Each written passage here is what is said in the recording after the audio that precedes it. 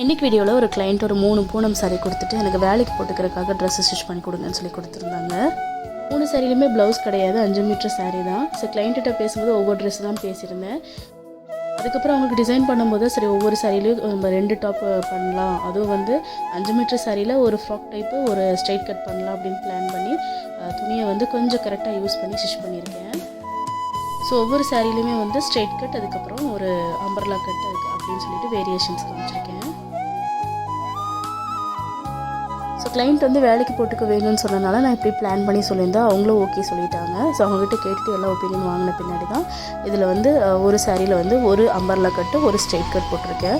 இந்த லாஸ்ட் சாரீ மட்டும் ஒரு வந்து ஸ்ட்ரெயிட் கட்டு, இன்னொன்று வந்து ஏலைன் குர்த்தி மாதிரி பண்ணியிருக்கேன். ஏன்னா கீழே வந்து சாரிலே பார்டர் வந்த மாதிரி இருக்குது. ஸோ ஏலைன் குர்த்தி பண்ணலாம் அப்படின்னு சொல்லி பண்ணியிருக்கேன். ஸோ இந்த 3 சாரீஸ் டிசைன்ஸ் எப்படி இருக்குது அப்படின்ற கமெண்ட்ஸில் சொல்லுங்கள். உங்களுக்கு வேணும்னா தி பிளெஸிங்ஸை கான்டாக்ட் பண்ணுங்கள்.